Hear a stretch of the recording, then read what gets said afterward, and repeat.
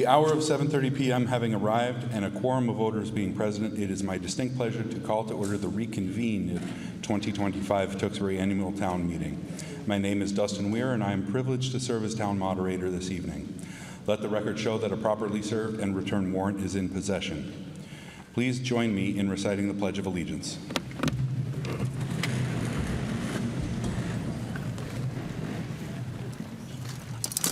I pledge allegiance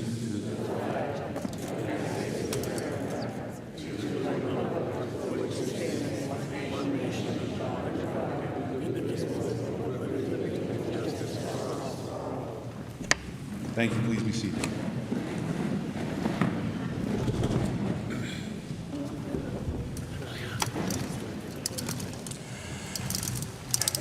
Town meeting guidelines are printed in the back of the warrant for your reference. Voters are wearing purple with a yellow stripe. Please display those ribbons prominently so the counters and I can see them. Visitors wearing blue or red ribbons and other guests who are not registered voters in Tewksbury must sit in the visitors section in the bleachers to my left. The press table is to my left.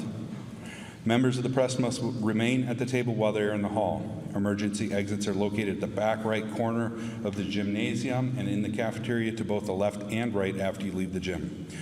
During the meeting, no one may stand in entrances to the gym. Officials and article sponsors who are addressing the voters may use the podium on the floor. Voters speaking on an issue may use the microphone in the middle aisle in front of the seating area. Please begin your remarks by stating your full name and street address for the record and speak directly into the microphone. There's a 5-minute limit for any appearance at the podium. If you ask a question, the clock will not stop during the response. I will inform you when you have 1 minute remaining by tapping on the podium. Address all comments and questions to or through the moderator, not to officials or other voters.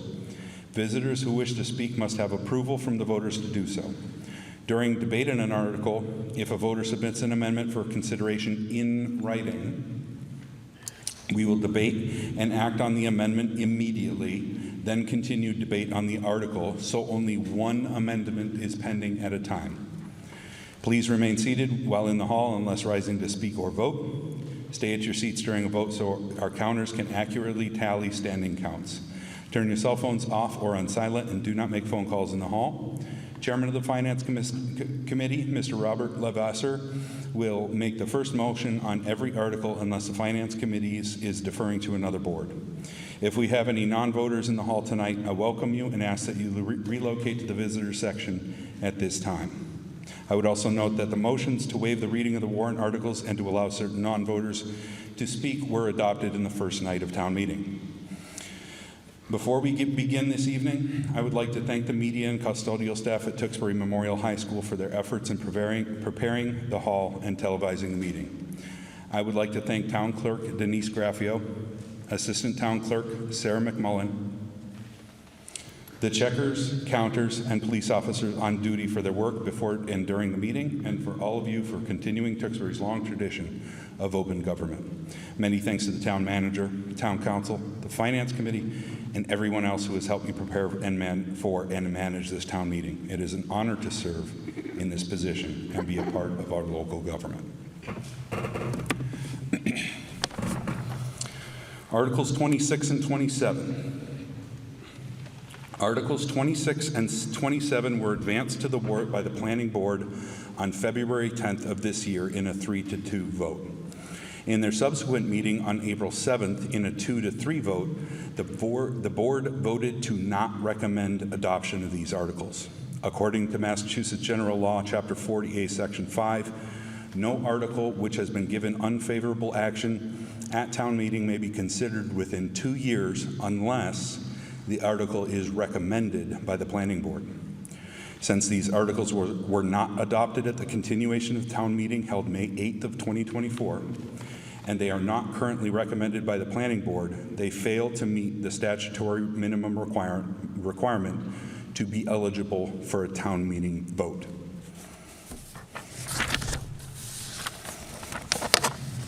Article 28.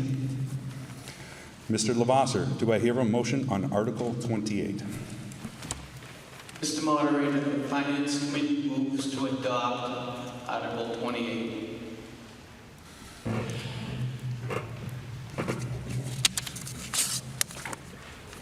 Do I see anyone rising to debate Article 28? Hi, I'm Michelle Lee from 615 North Street. I just have a question on this, and perhaps it's a typo, but it says that the zoning that has been proposed by FEMA for our town the study has been completed and dated as of July 8th, 2025. It doesn't say effective July 8th, 2025. It just says that this map has been dated July 8th, 2025, and that's in the future. So if we have to approve this, regardless of what they do, then it's a moot point. But if there is something the town can do, if something changes up until July 8th, 2025, does this make sense to move this to the meeting in October?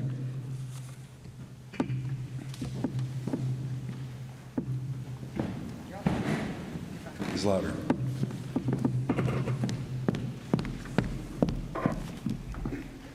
Thank you for your question. So these maps were completed by FEMA in 2021, and under the Wetland Protection Act, they actually take effect immediately. So they're already being observed as far as jurisdictional areas and wetland protection when it comes to permitting on properties that are in that area. It has to be incorporated into a map at the town level, and Tewksbury back in the 80s chose to park it in the zoning map. So it shows up as an overlay district in our maps.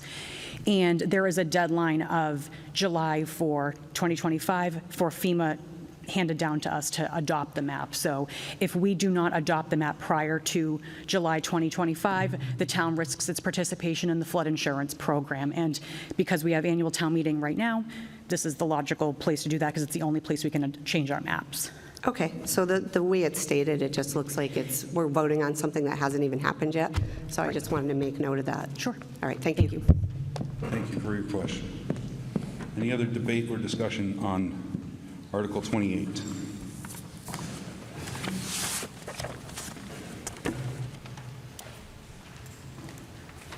Seeing none, all zoning bylaws amendments, all zoning bylaw articles as well as zoning maps must be approved by a 2/3 vote. So all the votes that we're going to be holding tonight, we're going to be doing in conventional order: yeas first, nays second, everybody standing. When we do take the vote, please stand until your counter acknowledges you. Make good eye contact so you both understand that you have been counted. Okay? Article 28. All those in favor of adoption of Article 28, please stand at this time.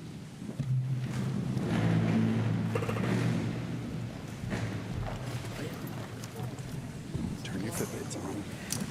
Turn your Fitbits on. We've been doing a lot of walking.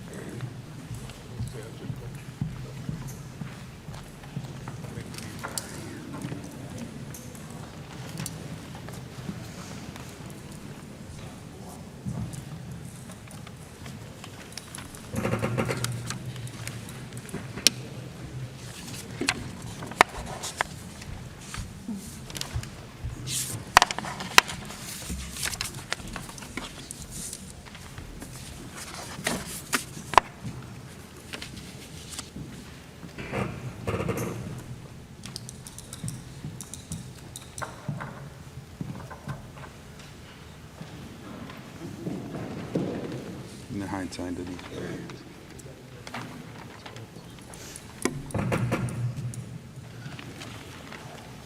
All those opposed to the adoption of Article 28, please stand and be counted at this time.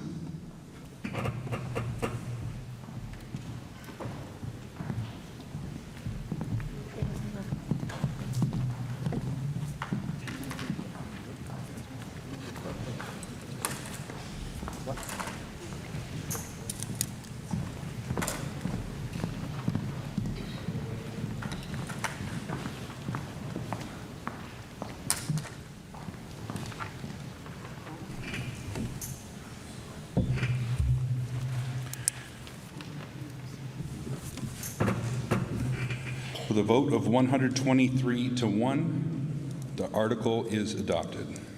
Article 29, Mr. Lavazza. Mr. Moderator, the Finance Committee moves to adopt Article 29. Any debate on Article 29? Seeing none, all those in favor of the adoption of Article 29, please stand and be counted at this time.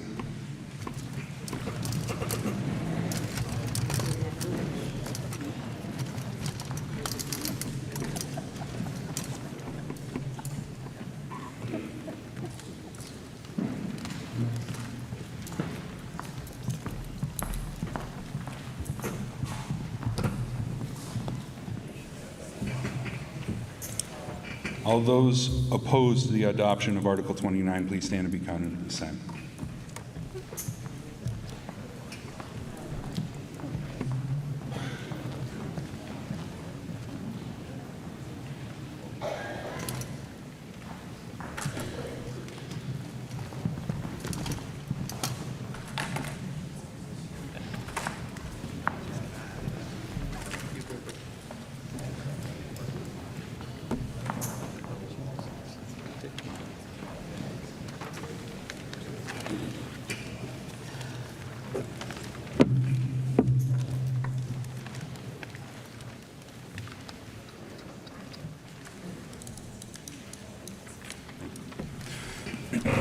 With a vote of 120 to 2, the article is adopted.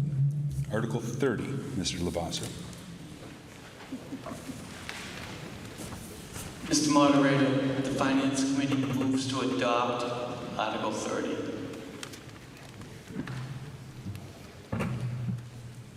Do I see any debate on Article 30?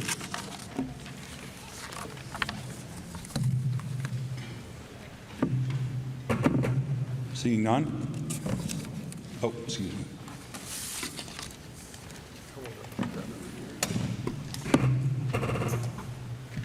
Yes, ma'am. Name and address, please. Linda Martin, 25 Emerald Court. I just would like a clarification about the executive summary that's attached to Article 30, which says that the proposed amendment to the bylaws and so on, and it's attempting to attract low-impact, high-tech business to town. And I believe that some of the things that are listed are not low impact. And I just wanted an explanation for the executive summary and why it said that. Ms. Launer?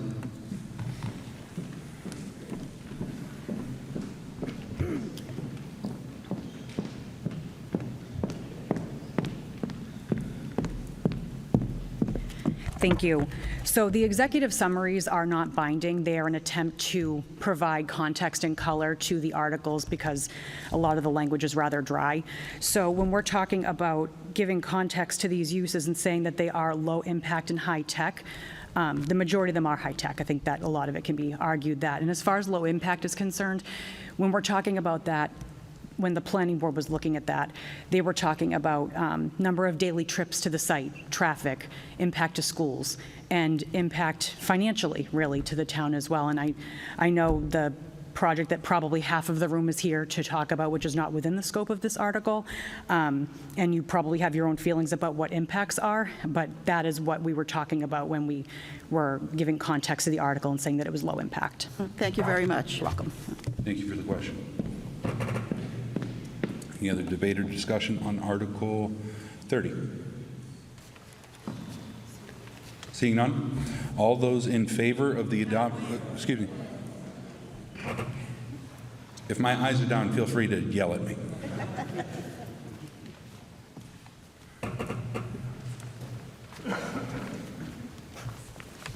Yes, ma'am. Good evening. Karen Sleva, 254 North Street. I'm wondering if, with this adoption of this, if we're putting the cart before the horse on this, because we don't even have the answers back from the state, which this goes Okay. to before it comes here. So why are we going to approve or not approve of something that hasn't happened yet? And can we push it off until the October town meeting when we would have that other information? Thank you. The question is it early to put this article forth, considering that there are pieces of this that may be with the state? Thank you. So in fact, for the project that a lot of folks are concerned about, this article is actually too late. That project, that petition at the state level is going to be heard through that process, no matter what happens at this town meeting or any other. This article would put the use in our zoning bylaw so that the planning board and others can retain local control over the project. If we do not have it in our zoning, then any project going forward would go straight to the state anyway. So in relation to this specific project, it doesn't help or hurt this, but it could help provide local control for future projects of proposals of this kind. Okay, so it won't help us any to push it off until the fall? No. Okay, thank you. Thank you. Thank you very much. Any other debate on Article 30? Are you sure? Okay. Article 30. All those in favor of the adoption of Article 30, please stand and be counted at this time.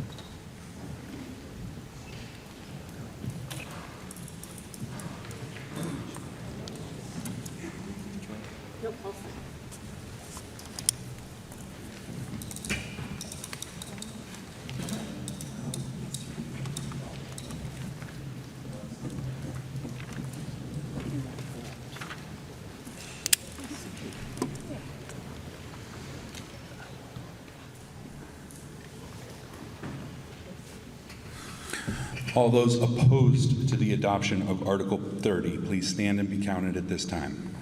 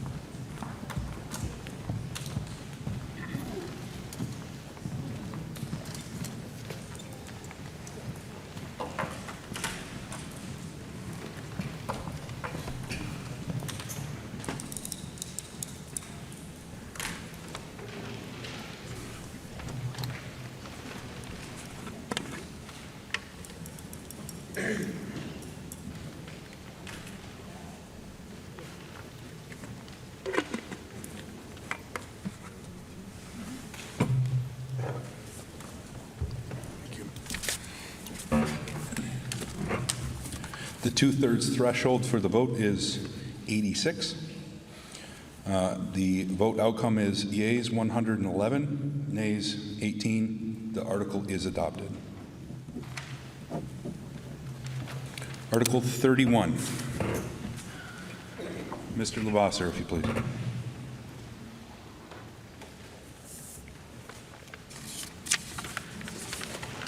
Mr. Moderator, the Finance Committee moves to adopt Article 31. Do I see anyone who wishes to debate Article 31?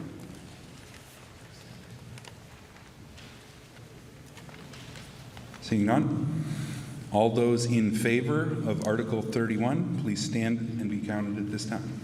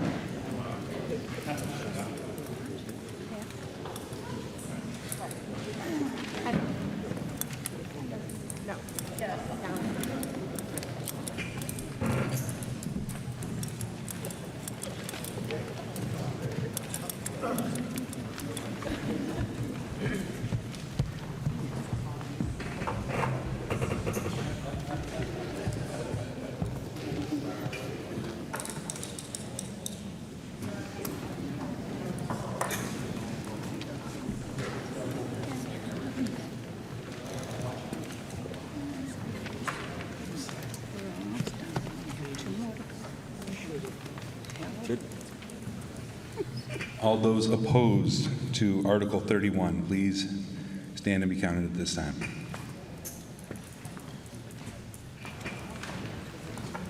Seeing none. Okay.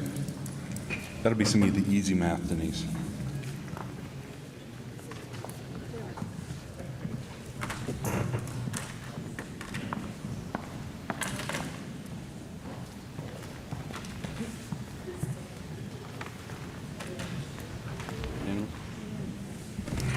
Article is adopted unanimously. Article 32, Mr. Lavasser, if you please. Mr. Moderator, the Finance Committee moves to adopt Article 32.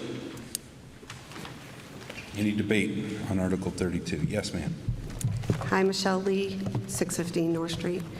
My question about this is, from my understanding right now, there is a bylaw that says you have to have a fence around your yard if it encloses, if you have a pool.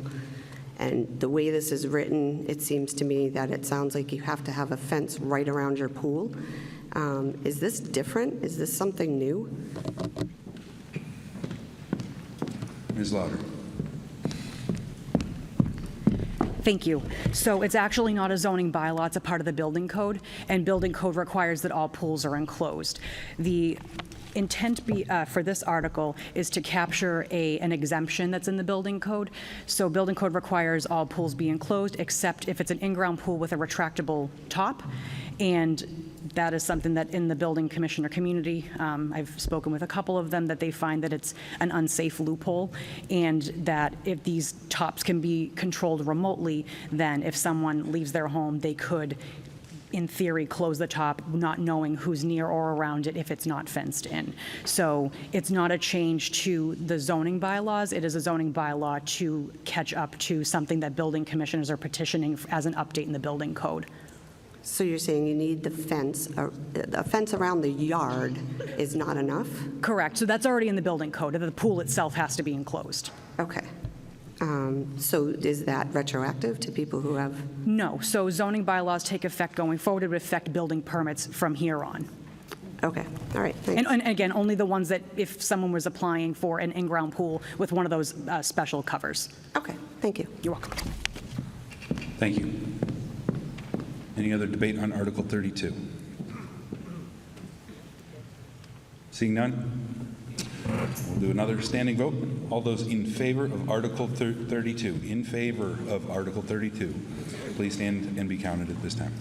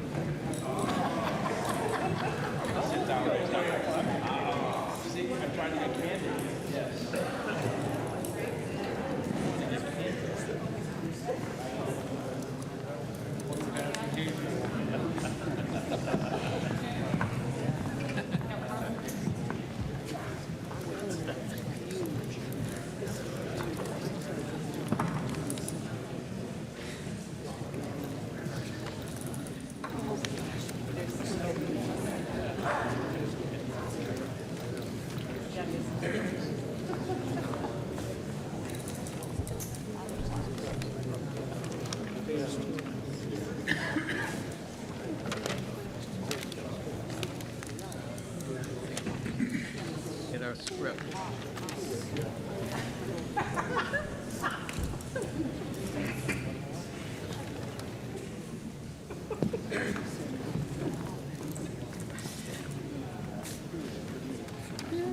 All those opposed to Article 32, please signify by standing at this time.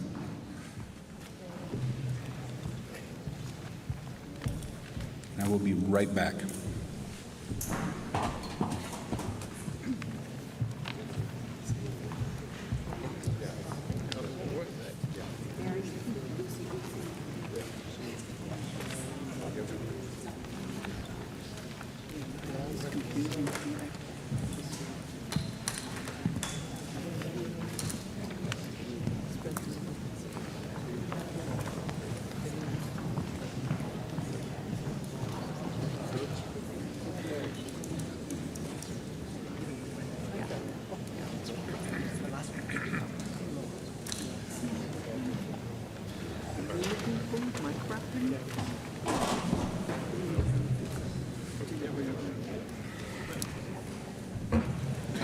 The tally of 100 to 4, Article 32 is adopted.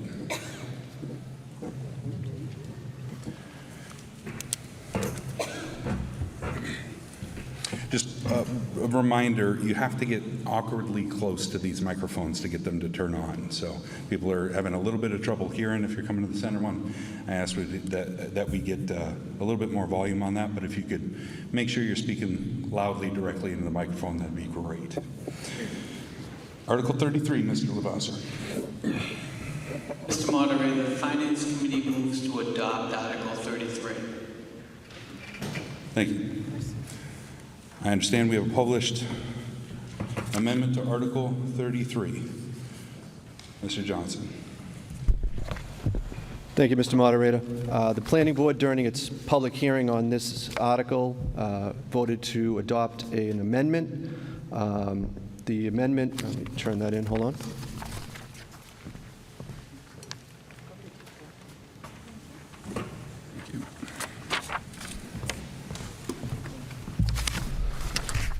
So if you're looking at your warrant, the amendment is to add the following language after multifamily district, which is the third line, first two words, would add the following.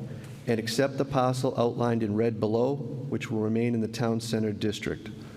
For your mind's eye, that parcel is the one right next to the old fire station, if you're trying to visualize it. So that is the amendment, Mr. Moderator. We recommend adoption. Thank you. There are copies, I believe, of the amendment back at the entrance to the hall, if anybody didn't get one. Any debate on the amendment? We're debating the amendment only to Article 33 as published at the front of the hall if you need a copy.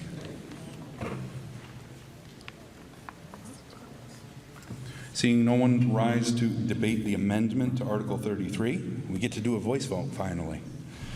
All those in favor of adopting the amendment to Article 33, please signify by saying aye. Any opposed? The article is amended unanimously.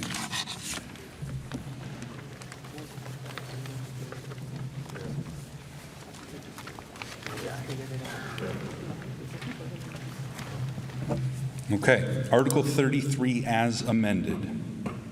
Do I see anyone standing to debate Article 33 as amended? Yes, ma'am. And please get nice and close to that mic. Michelle Lee, 615 North Street. My question is, it looks like that parcel, if I am understanding this correctly, is the old fire station, and it's being proposed to be zoned as multifamily? Is that, do I understand that correctly? Ms. Louder, if you please.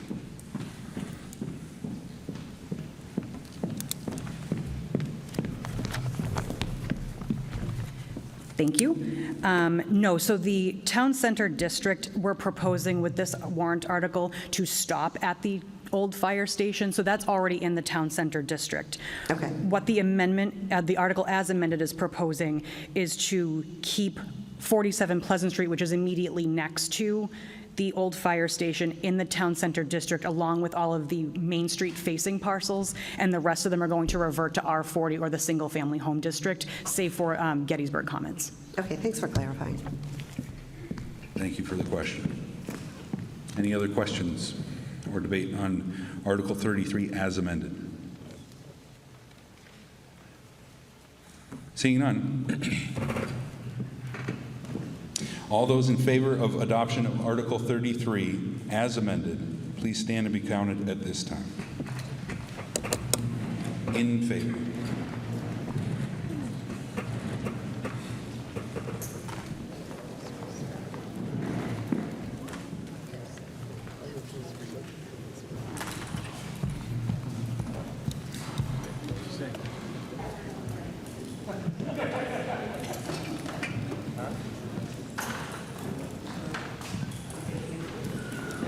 No, I'll make it really obvious.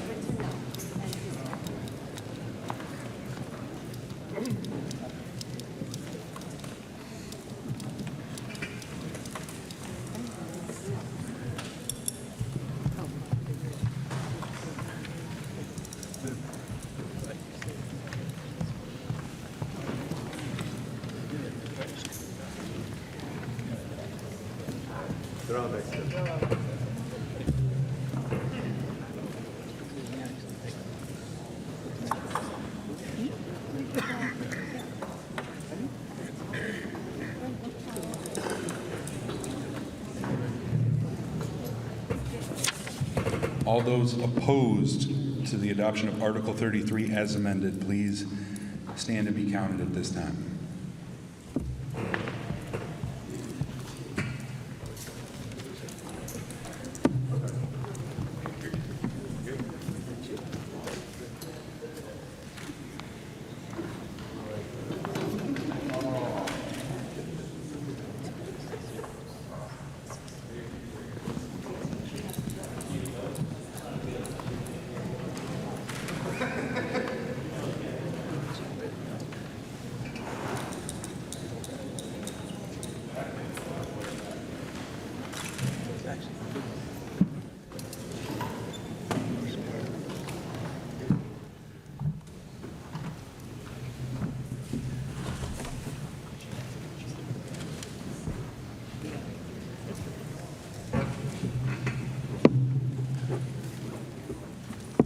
With a tally of 109 to 4, Article 3 as amended is adopted.